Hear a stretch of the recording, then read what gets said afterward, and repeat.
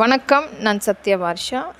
அனைத்திந்திய அண்ணா திராவிட முன்னேற்றக் கழகம்தான் மக்களுடைய அனைத்து பாதுகாப்பையும் நிர்ணயம் செய்திருக்கிறது. ஒவ்வொரு ஆட்சி அமைப்பிலுமே இன்றைக்கு மக்கள் ஒரு மிகப்பெரிய எழுச்சியாக, மக்களுடைய வேண்டுகோளாக அனைத்திந்திய அண்ணா திராவிட முன்னேற்றக் கழகம் ஆட்சி அமைப்பு வேண்டும் என்பதற்குரிய பங்களிப்பு கொடுத்து கொண்டிருக்கின்றார்கள். வனவாசத்தையே முழுமையாக இந்த கடந்த 5 ஆண்டுகளில் கொடுத்த திராவிட முன்னேற்றக் கழகத்தை முழுமையாக ஆட்சி அமைப்பிலிருந்து எடுக்கப்பட வேண்டும் என்பதற்காக ஒவ்வொரு வீட்டிலுமே ஒரு மிகப்பெரிய எழுச்சி இன்றைக்கு பதிவுகளாக வந்து கொண்டிருக்கிறது.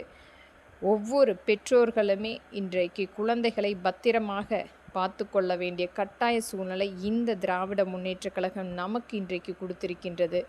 அனைத்துக்குமே ஒரு முழுமையான மாற்றம் என்பது அனைத்து இந்திய அண்ணா திராவிட முன்னேற்றக் கழகத்தின் ஆட்சி அமைப்பு வரப்பட வேண்டும் என்பதற்குரிய பங்களிப்பாக முன்கூட்டியே ஆட்சி அமைப்பு மாறப்போகிறது என்பதை மக்கள் ஒவ்வொரு இடத்திலுமே பதிவு செய்து கொண்டிருக்கின்றார்கள்.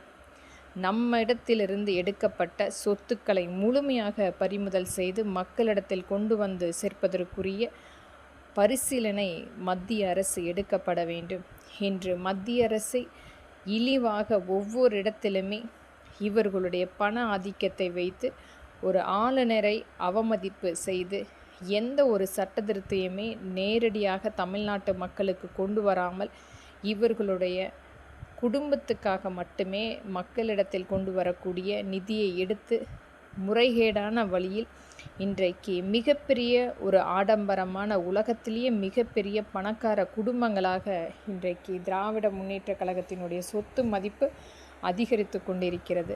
ஒரு சாதாரணமாக ரயில் பிரயாணத்தில் அந்த பிரயாண கட்டணத்தை கூட எடுக்க முடியாமல் அமர்ந்து வந்த கருணாநிதியினுடைய குடும்பத்துக்கு எங்கிருந்து இவ்வளவு சொத்து குவிப்பு எங்கிருந்து வந்தது? இது மக்களிடத்திலிருந்து பறிக்கப்பட்ட அனைத்தையுமே முழுமையாக மக்களிடத்தில் கொண்டு வந்து சேர்ப்பதற்குரிய சட்ட திருத்தம் கடுமையாக்கப்பட வேண்டும்.